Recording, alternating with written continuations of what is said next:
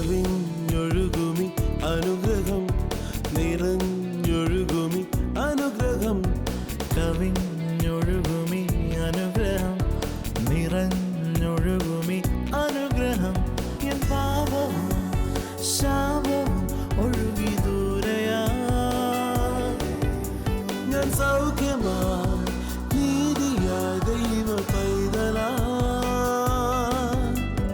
യേശുവിൻ സ്വന്തമായി തീർന്നു ഞാൻ എന്നെന്നും. കവിഞ്ഞൊഴുകുമി അനുഗ്രഹം നിറഞ്ഞൊഴുകുമി അനുഗ്രഹം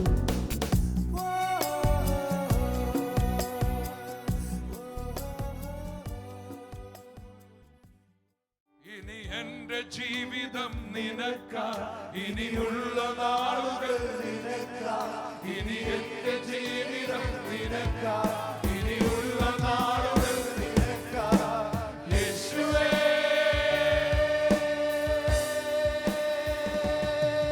എന്നാവനേ,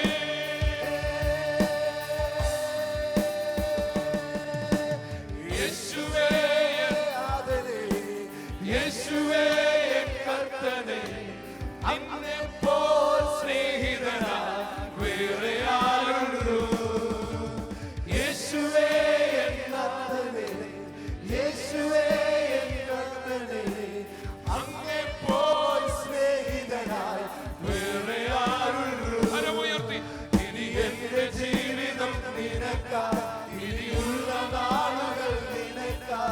ഇനി എന്റെ ജീവിതം നിനക്കാ, ഇനിയുള്ള നാളുകൾ നിനക്കാ. ഇനി എന്റെ ജീവിതം നിനക്കാ, ഇനിയുള്ള നാളുകൾ നിനക്കാ. ഇനി എന്റെ ജീവിതം നിനക്കാ, ഇനിയുള്ള നാളുകൾ നിനക്കാ. യേശുവേ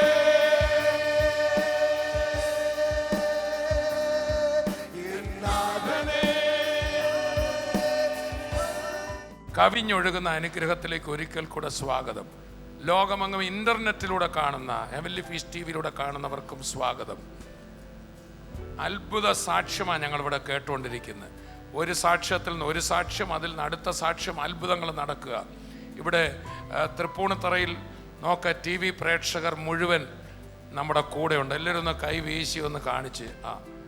ഞങ്ങളെല്ലാവരും ചേർന്ന് ഇന്നിവിടെ പ്രാർത്ഥിക്കുമ്പോൾ രോഗസൗഖ്യത്തിൻ്റെ മാലപ്പടക്കങ്ങൾ ഇവിടെ നടന്നു. ഇത് കണ്ടുകൊണ്ടിരിക്കുമ്പോൾ നിങ്ങളൊരു പക്ഷേ ടി വിയിലായിരിക്കും, മൊബൈൽ ഫോണിലായിരിക്കും, ഇൻ്റർനെറ്റിലായിരിക്കും. ഇപ്പോൾ തന്നെ സൗഖ്യങ്ങളും വിടുതലുകളും അവിടെയും നടക്കുക. ഇതെല്ലാം വിളിച്ചറിയിക്കുന്ന ഒരേ ഒരു കാര്യമേ ഉള്ളൂ: യേശു ഉയർത്തു ജീവിക്കുന്നു. നമ്മളൊക്കെ സാധാരണ ആൾക്കാരെ ഒരു കഴിവുമില്ല, പക്ഷേ സാധാരണക്കാരായ നമ്മുടെ കൈ യേശുവിൻ്റെ നാമം പറഞ്ഞു വെക്കുമ്പോൾ അവിടെ അത്ഭുതം നടക്കുമ്പോൾ ഒറ്റ കാര്യം തെളിയുന്നു: യേശു ഉയർത്തെഴുന്നേറ്റ് ജീവിക്കുന്നു. തൻ്റെ നാമം വിളിക്കുന്നവർ സൗഖ്യമാകുന്നത് കാണുമ്പോൾ ഒരു കാര്യം കൂടെ ഉറപ്പാണ്: ഈ യേശു പറഞ്ഞു, എന്നിൽ വിശ്വസിക്കുന്നവന് നിത്യജീവനുമുണ്ട്. ഓ, എന്തൊരു അത്ഭുതമാ! ഇന്നത്തെ എപ്പിസോഡിൽ കർത്താവ് വലിയ അത്ഭുതം നിങ്ങൾക്ക് വേണ്ടി ചെയ്യാൻ പോവുക. എപ്പിസോഡിലേക്ക് കടന്നു.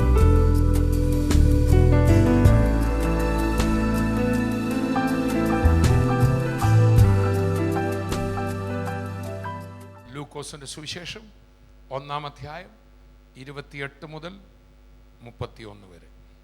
ദൂതൻ അവളുടെ അടുക്കൽ അകത്ത് ചെന്ന്, കൃപ ലഭിച്ചവളെ, നിനക്ക് വന്ദനം, കർത്താവ് നിന്നോട് കൂടെ ഉണ്ട് എന്ന് പറഞ്ഞു. അവൾ ആ വാക്ക് കേട്ട് ഭ്രമിച്ചു, ഇത് എന്തൊരു വന്ദനം എന്ന് വിചാരിച്ചു.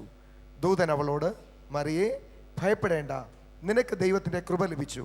നീ ഗർഭം ധരിച്ച് ഒരു മകനെ പ്രസവിക്കും. അവന് യേശു എന്ന് പേർ വിളിക്കണം. അവൻ വലിയവനാകും, അത്യുന്നതന്റെ പുത്രൻ എന്ന് വിളിക്കപ്പെടും. Praise the Lord.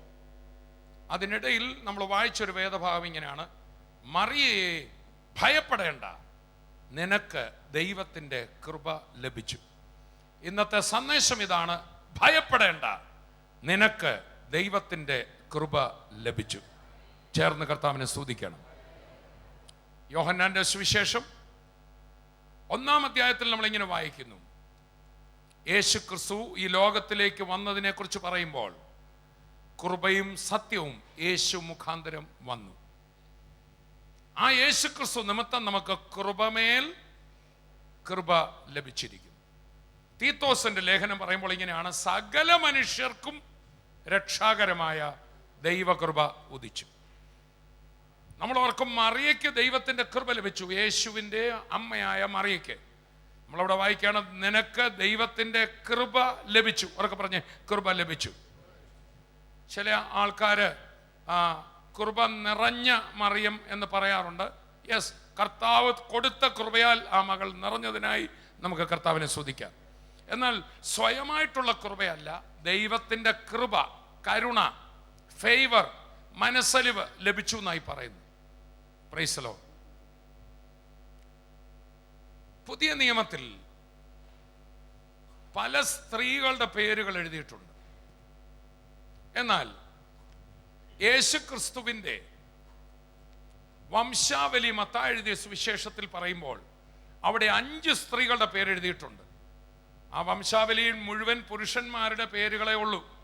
നമുക്കൊന്ന് നോക്കാം. മത്തായി എഴുതിയ സുവിശേഷം 1-ാം അധ്യായം. ബൈബിൾ വായിക്കുന്ന എല്ലാവരും സാധാരണ വിട്ടുകളയുന്ന ഒരു അധ്യായമാണ് മത്തായി 1. കാരണം മുഴുവൻ ഇന്നവരെ ജനിപ്പിച്ചു, അയാൾ ഇന്നയാളെ ജനിപ്പിച്ചു വായിൽ കൊള്ളാത്ത പേരുകളായതുകൊണ്ട് നമ്മൾ ഇതിപ്പോൾ എന്താ വായിക്കാനാ എന്ന് വിചാരിച്ച് വിട്ടുകളയാറുണ്ടെങ്കിലും ആ അധ്യായത്തിൽ വലിയൊരു സന്ദേശം കിടക്കുന്നു. അതിൻ്റെ തുടക്കം ഒന്ന് വായിച്ചാട്ടെ. അബ്രഹാമിന്റെ പുത്രനായ ദാവീദിന്റെ പുത്രനായ യേശുക്രിസ്തുവിന്റെ വംശാവലി. അബ്രഹാമിന്റെ തായ് വഴിയിൽ പിറന്ന ദാവീദ് രാജാവ്. ദാവീദിന്റെ തായ് വഴിയിൽ ആണ് ആര് പിറന്നത്? യേശുക്രിസ്തു. പക്ഷേ യേശുക്രിസ്തുവിന്റെ വംശാവലിയെ കുറിച്ച് പറഞ്ഞപ്പോൾ ഉന്നതരായ 2 പേരുകളാണ് ഇവിടെ പറഞ്ഞത്. ഏതൊക്കെയാണ്? അബ്രഹാമും ദാവീദ് എന്ന മഹാരാജാവും. പക്ഷെ തുടർന്ന് ഇങ്ങോട്ട് ആ വംശാവലി പട്ടിക പറയുമ്പോൾ, നിരവധി പേരുടെ പേരുകൾ പറയുമ്പോൾ ഒരിടത്തും പുരുഷന്മാരുടെ പേരുകളല്ല, സ്ത്രീകളുടെ പേരുകൾ വംശാവലിയിൽ ഉൾപ്പെടുത്താറില്ല. ഈ വംശാവലിയിൽ ഉൾപ്പെടുത്തിയിട്ടില്ല. പക്ഷേ 5 സ്ത്രീകളുടെ മാത്രം പേര് പ്രത്യേകം എടുത്തു ചേർത്തിരിക്കുക. Praise the Lord. ഇന്നത്തെ സന്ദേശം ഇതാണ്. അതിൽ 4 സ്ത്രീകളും ജീവിതത്തിൽ അബദ്ധം പറ്റിയ, പാപം ചെയ്ത, പരാജയം സംഭവിച്ച, തകർച്ച സംഭവിച്ച, തെറ്റുപറ്റിയ 4 പേരായിരുന്നു. ചേർന്ന് കർത്താവിനെ സ്തുതിക്കാം. 5-ാമത്തെ സ്ത്രീ തികച്ചും വളരെ നല്ല ഒരു കന്യകയായി ജീവിതം ഒരിക്കലും നശിപ്പിച്ചിട്ടില്ലാത്ത, അഴുക്കുവഴിയിൽ പോകാത്ത, പ്രാർത്ഥനക്കാരത്തിയായ, ഭക്തയായ ഒരു നല്ല സ്ത്രീയായിരുന്നു. അതാണ് മറിയ. ആ മറിയുടെ മകനായിട്ടാണ് ക്രിസ്തു പിറന്നത്. മറിയുടെ മകനല്ല, പരിശുദ്ധാത്മാവിനാൽ മറിയയിൽ അവിടുന്ന് ഉദിച്ചു. ആ അതിന് മുകളിൽ പല വംശാവലി പറഞ്ഞു വരുമ്പോൾ ഇതാ 4 സ്ത്രീകളെ അവിടെ ഉൾപ്പെടുത്തുകയാണ്. വീണ്ടും ആദ്യം മുതൽ ഒന്നുകൂടെ വായിച്ച അബ്രഹാമിന്റെ മകനായ, അബ്രഹാമിന്റെ പുത്രനായ ദാവീദിന്റെ പുത്രനായ യേശുക്രിസ്തുവിന്റെ വംശാവലി. വായിക്കാം. അബ്രഹാം ഇസ്ഹാക്കിനെ ജനിപ്പിച്ചു, ഇസ്ഹാക്ക് യാക്കോബിനെ ജനിപ്പിച്ചു, യാക്കോബ് യഹൂദയെയും അവന്റെ സഹോദരന്മാരെയും. ശ്രദ്ധിക്കുക, അബ്രഹാം സാറായിൽ എന്ന് വേണേ പറയാം, അല്ലേ? അടുത്ത ഓരോരുത്തരുടെയും ഭാര്യമാരുടെ പേര് പറയാം. അവരൊന്നും എഴുതിയില്ല. നല്ല ആൾക്കാരുടെ പേരൊന്നും എഴുതിയില്ല. വായിച്ചാട്ടെ. യഹൂദ താമാറിൽ പാരേസിനെയും സാരഹിനെയും ജനിപ്പിച്ചു. യഹൂദ താമാറിൽ, എല്ലാവരും പറഞ്ഞ താമാർ. ഈ പെൺകുട്ടി ഒരു വലിയ അബദ്ധം പറ്റി തൻ്റെ ജീവിതം നശിച്ചു പോയ, ധാർമ്മികമായ വലിയൊരു തകർച്ചയിൽ ചെന്നുപെട്ട ഒരു പെൺകുട്ടിയായിരുന്നു എന്ന് പഴയ നിയമം വായിക്കുന്നവർക്കറിയാം. അവളുടെ പേര് എടുത്തു പറഞ്ഞിരിക്കുക. ഞാൻ പറഞ്ഞു വരുന്നത് യേശുവിൻ്റെ കൃപയെക്കുറിച്ച്. ഈ പറയുന്നതിൻ്റെ അർത്ഥം എന്നാണെന്നറിയാവോ? Praise the Lord. എത്ര കുറവ് വന്നവനും കൃപ പ്രാപിച്ചാൽ ഏറ്റവും ഉന്നത സ്ഥാനത്തായിത്തീരും. ചേർന്ന് കർത്താവിനെ സ്തുതിക്കാം. കർത്താവിൻ്റെ, ഞാൻ പറഞ്ഞു വരുന്നതിന് താല്പര്യം, കർത്താവിൻ്റെ കൃപയുടെ പട്ടികയിൽ നല്ലവരുമുണ്ട്, ചീത്ത മനുഷ്യരുമുണ്ട്. കർത്താവിൻ്റെ കൃപയുടെ മുമ്പിൽ നല്ലവരും കൊള്ളരുതാത്തവരെന്ന് പറയുന്നവരും ഒരുപോലെ ഉള്ളൂ. ഞാൻ നല്ലവനാണ്, ഞാൻ മറ്റുള്ളവരെക്കാളൊക്കെ മെച്ചമാണ് എന്ന് പറയുന്ന ഒരാൾക്ക് ഏതിൻ്റെ ആവശ്യമില്ല? കൃപയുടെ ആവശ്യം ഇല്ല. വാസ്തവത്തിൽ കൃപയുടെ ആവശ്യം ആർക്കാ ഉള്ളത്? ഞാൻ തെറ്റിപ്പോയി, ഞാൻ തകർന്നുപോയി, എനിക്ക് സ്വയമായി ദൈവം മുമ്പിൽ നിൽക്കാൻ കഴിവില്ല, ന്യായവിസ്താരത്തിൽ ഞാൻ തകർന്നു പോകുകയുള്ളൂ, എന്നോട് കരുണ തോന്നണേ എന്ന് പറയുന്നവന് മാത്രമാണ് ഏതുള്ളത്? കൃപ. പക്ഷേ ഈ ബൈബിളിലെ ചില നല്ല ആൾക്കാരും കൃപ പ്രാപിച്ചു. കാരണം എന്നാണെന്നറിയോ? അവർ സ്വയം നല്ലവരായിട്ട് പറഞ്ഞില്ല. ചേർന്ന് കർത്താവിനെ സ്തുതിക്കാം. ഞാൻ സമൂഹത്തിൽ നല്ലവനായിരിക്കാം, ഞാൻ മറ്റുള്ളവരെക്കാൾ പ്രാർത്ഥനക്കാരനായിരിക്കാം, ഞാൻ കന്യകയായിരിക്കാം, ഞാൻ തെറ്റൊന്നും ചെയ്തില്ലായിരിക്കാം, പക്ഷേ ഞാനും ദൈവം മുമ്പിൽ നല്ലവൻ അല്ല. എനിക്കും കൃപ വേണം. അങ്ങനെ പറഞ്ഞതാണ് യേശുവിൻ്റെ മാതാവായ മറിയ.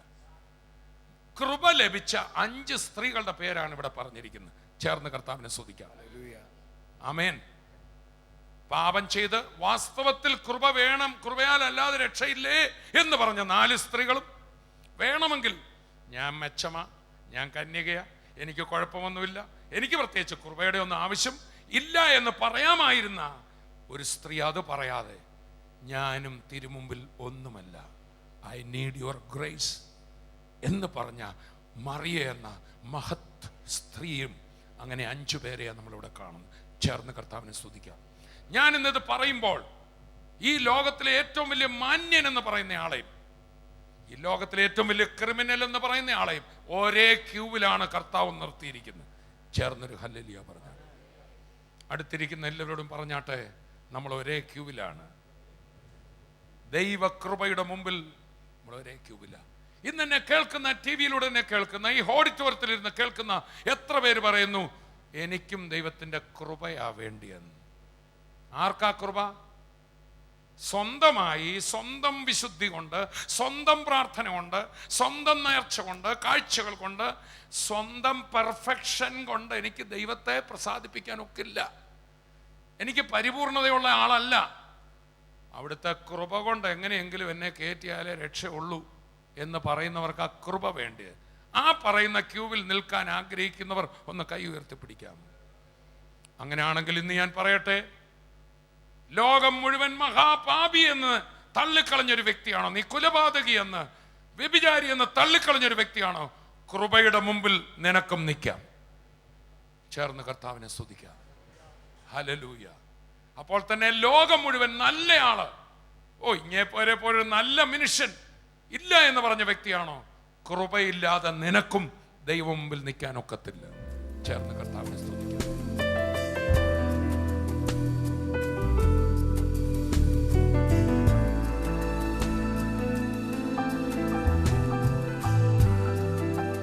സൂര്യ ടി വി ഒരിക്കൽ ഈ സിസ്റ്റർ കണ്ടുകൊണ്ടിരിക്കുമ്പോൾ സിസ്റ്ററിൻ്റെ പല്ലിനൊരു പ്രോബ്ലം വന്നിട്ട് ഈ തൊണ്ടയിൽ ഒരു വലിയ മുഴ വന്നു.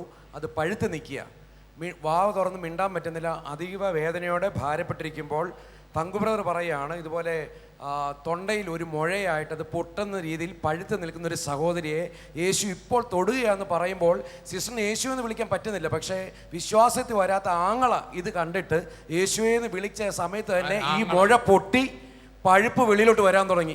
സഹോദരി ഇറങ്ങി ഓടി തിരിച്ചു വന്നപ്പോൾ പരിപൂർണ സൗഖ്യത്തോടെ വേദന മുഴുവൻ വിട്ടുമാറി. അത് മാത്രമല്ല, ഈ സൗകര്യയുടെ സാക്ഷ്യം ടി വി കണ്ടോണ്ട് നിൽക്കും. ഇത് ടി വിയിൽ വന്നായിരുന്നു ഒരിക്കൽ പറഞ്ഞിട്ട്, ബ്രദറിന്റെ വൈഫിന്റെ സാക്ഷ്യം അതൊന്ന് പറഞ്ഞു. തോമസ് ബ്രദറെ, എൻ്റെ വൈഫിന് ഇതുപോലെ തന്നെ ഇൻഫെക്ഷൻ ബാധിച്ച് നിൽക്കുന്ന സമയത്ത്, തോമസ് ബ്രദറിന് അറിയാമല്ലോ, പ്രാർത്ഥിച്ച സമയത്ത് തന്നെ ആ സൗഖ്യം വന്നു. ആ സൗഖ്യത്തിൻ്റെ സാക്ഷ്യം ടി വിയിൽ നടന്നുകൊണ്ടിരിക്കുന്ന സമയത്താണ് ലൈബി സിസ്റ്റർ ആ പ്രോഗ്രാം കാണുന്നത്. അതേ അവസ്ഥയിൽ കൂടെയായിരുന്നു ലൈബി സിസ്റ്റർ ഇരിക്കുന്നത്. പെട്ടെന്ന് സാബു യേശുവെന്ന് വിളിച്ച സമയത്ത് ഹല്ലേലൂയ, ആ സൗഖ്യം പൂർണ്ണമായി കർത്താവ് സൗഖ്യം കൊടുത്തു. വേറൊരാളുടെ സൗഖ്യം കണ്ട് എൻ്റെ വൈഫിൻ്റെ സൗഖ്യം ടി വി കണ്ടോണ്ടാണ് ഈ സൗകര്യക്ക്. അതിലും വലിയ ഒരു സംഭവം എന്ന് വെച്ചാൽ, ഈ സിസ്റ്ററിന്റെ സാക്ഷ്യം ടി വിയിൽ വരുന്നത് കണ്ട് ഇതുപോലെ തൊണ്ടയിൽ ഇങ്ങനെ ഓപ്പറേഷൻ ചെയ്തിട്ട് സ്റ്റിച്ച് ചെയ്യുന്ന വീണ്ടും പഴുപ്പ് വന്നുകൊണ്ടിരുന്നൊരു സിസ്റ്റർ അത്ഭുത സൗഖ്യം പ്രാപിച്ചു. ഇതാണ് ആ സിസ്റ്റർ ഇവിടെ വന്നിട്ടുണ്ടെന്നാ പറഞ്ഞു. മാലപ്പടക്കം പോലെ സൗഖ്യം. ആ സിസ്റ്റർ വന്നിട്ടുണ്ടെങ്കിൽ രാജേശ്വരി എന്ന് പറഞ്ഞ സിസ്റ്റർ ഇവിടെ ഉണ്ടെന്നാ പറഞ്ഞ്. ഈ സൗഖ്യം കണ്ടാതിരിക്കുകയാണ്. ഓടി വാ. ആ സംഭവം എന്ന് പറഞ്ഞ എന്തായിരുന്നു? എൻ്റെ പല്ലിൻ്റെ ഇവിടെ ഇങ്ങനെ പഴുത്തിട്ട്, അപ്പം ഞാനിങ്ങനെ 4 ദിവസമായിട്ട് ഒരു തുള്ളി വെള്ളം പോലും കുടിക്കാൻ പറ്റില്ലായിരുന്നു എനിക്ക്. അപ്പം ഞാൻ കർത്താവിനോട് പറഞ്ഞ്, കർത്താവ് ഇന്ന് സൂര്യ ടി വിയിൽ പ്രയർ ഉണ്ടല്ലോ, അപ്പം എനിക്ക് ഇന്ന് സൗഖ്യം വേണമെന്ന് പറഞ്ഞ് അങ്ങനെ പ്രാർത്ഥിച്ചുകൊണ്ടിരിക്കുമ്പോൾ എനിക്ക് സംസാരിക്കാൻ പറ്റില്ലായിരുന്നു.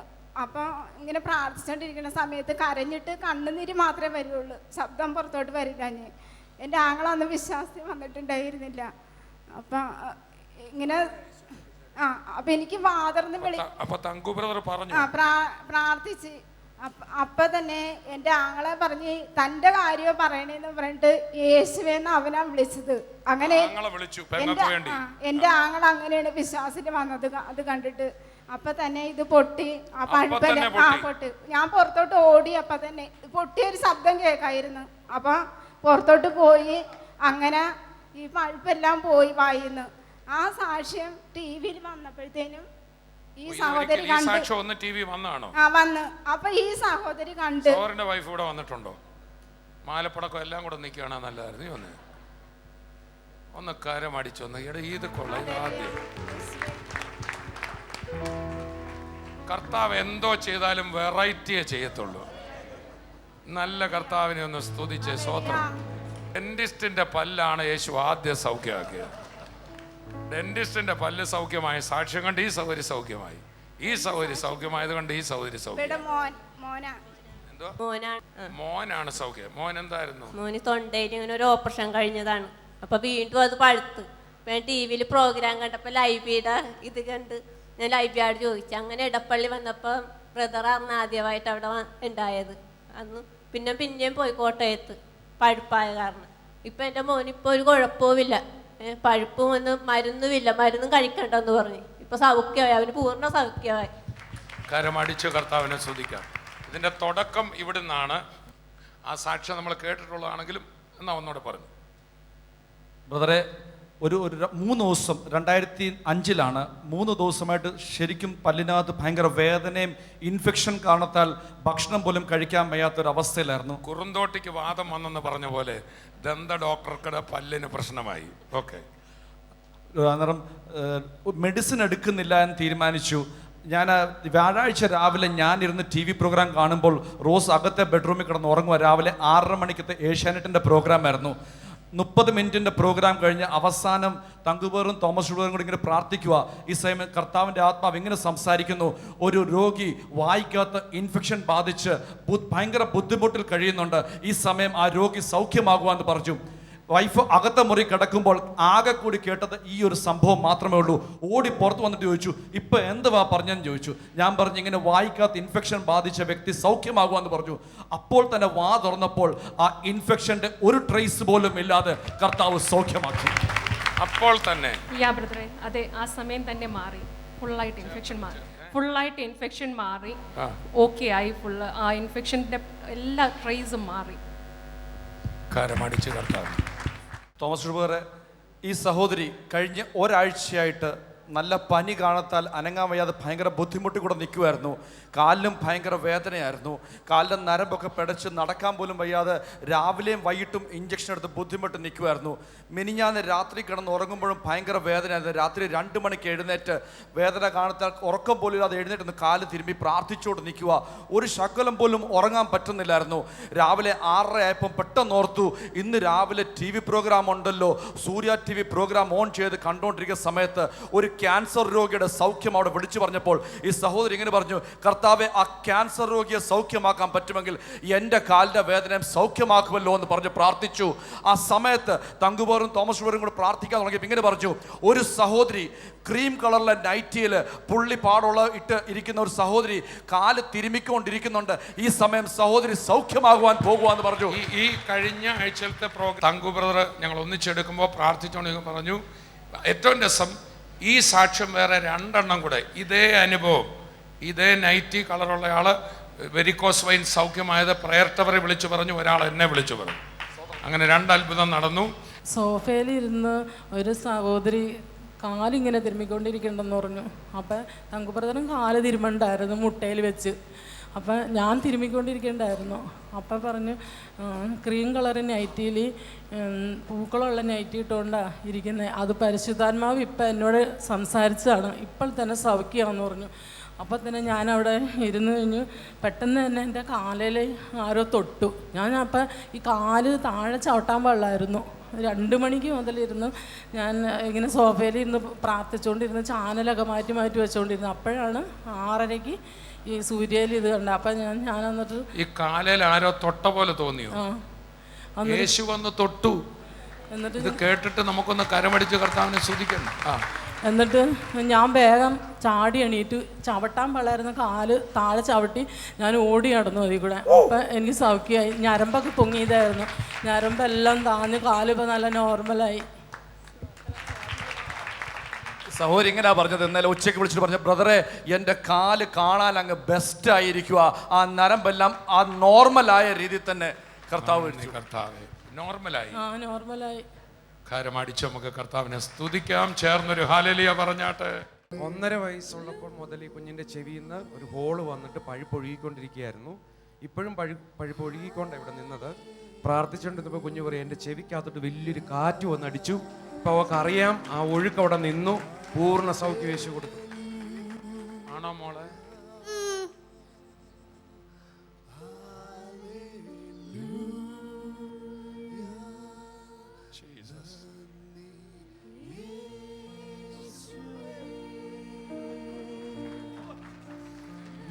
അമ്മയാണോ? അമ്മയോട് പറഞ്ഞോ മോള് എന്തുവാ സംഭവിച്ചു? പ്രാർത്ഥിച്ചുകൊണ്ടിരുന്നപ്പോൾ കാറ്റടിച്ചു എന്ന് പറഞ്ഞ് അവൾ കരഞ്ഞു. വർഷങ്ങളായിട്ട് അവളുടെ ചെവിക്കകത്തൂടെ ഇങ്ങനെ പഴുപ്പ് വരുന്നുണ്ട്. ജലദോഷം വരുമ്പോഴാണ് കൂടുതലായിട്ട് വരുന്നത്. കുട്ടികളൊക്കെ അവളെ കളിയാക്കാറുണ്ട്. അതിൻ്റെ വേദനയാണ് അവളിപ്പോൾ.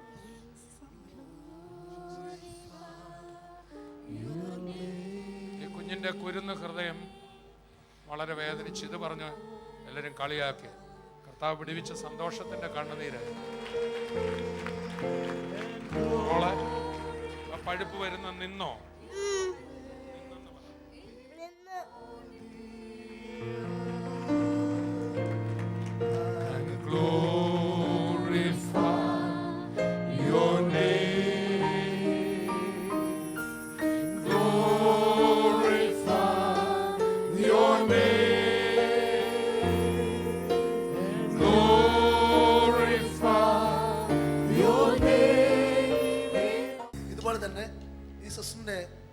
കണ്ണിനകത്ത് ഇൻഫെക്ഷനായിട്ട് കണ്ണിനകത്ത് നിന്നും വെള്ളം ഒഴുകുന്ന അവസ്ഥയായിരുന്നു. TV പ്രോഗ്രാം കണ്ടുകൊണ്ടിരിക്കുമ്പോൾ തങ്കുപേർ വിളിച്ചു പറഞ്ഞു, കണ്ണിനകത്ത് നിന്നും വെള്ളം ഒലിക്കുന്ന ആരെയോ കർത്താവ് തൊട്ട് സൗഖ്യമാക്കുന്നു. എത്ര നാളായിട്ട് അതുണ്ടായിരുന്നു? 1.5 മാസമായി.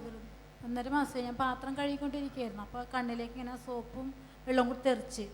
അപ്പോൾ എനിക്ക് കുറേ ദിവസങ്ങളായിട്ട് ഇത് മാറണില്ല.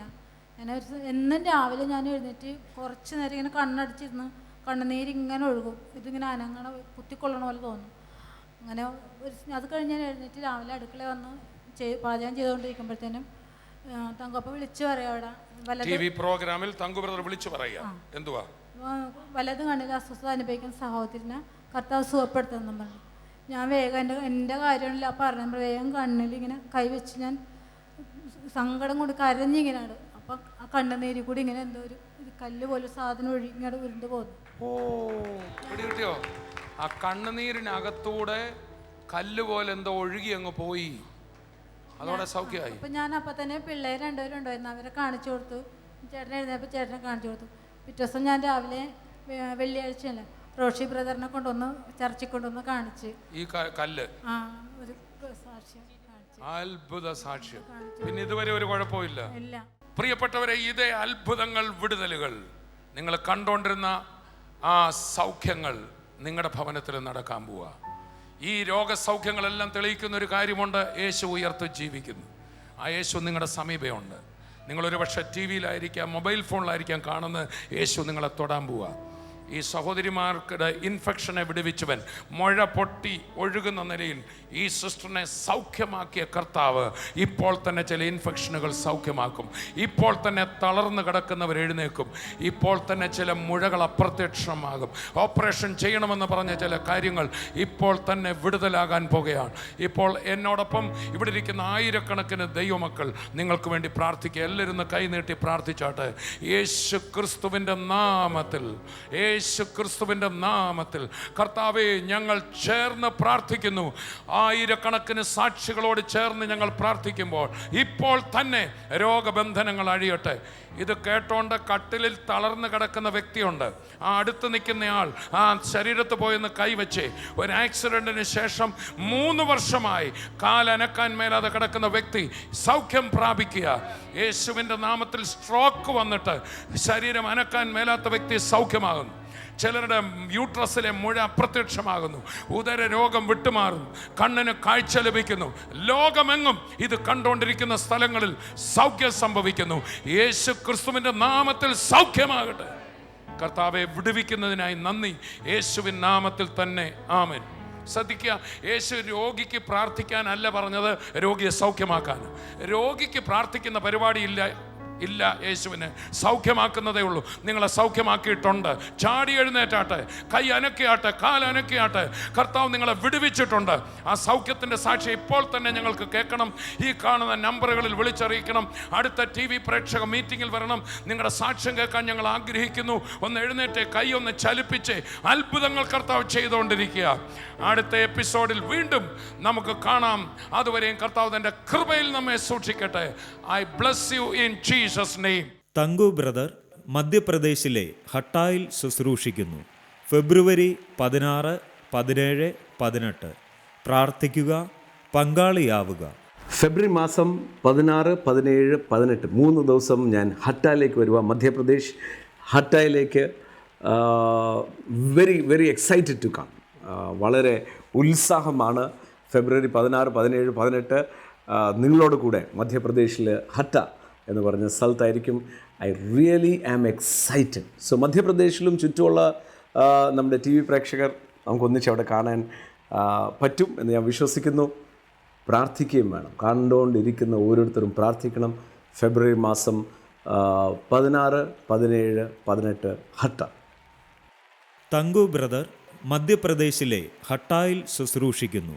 ഫെബ്രുവരി 16, 17, 18. പ്രാർത്ഥിക്കുക, പങ്കാളിയാവുക.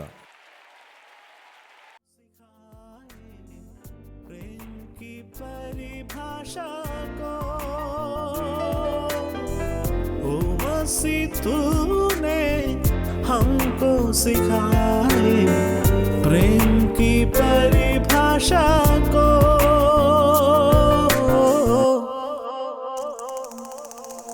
प्रेम का सागर है तू,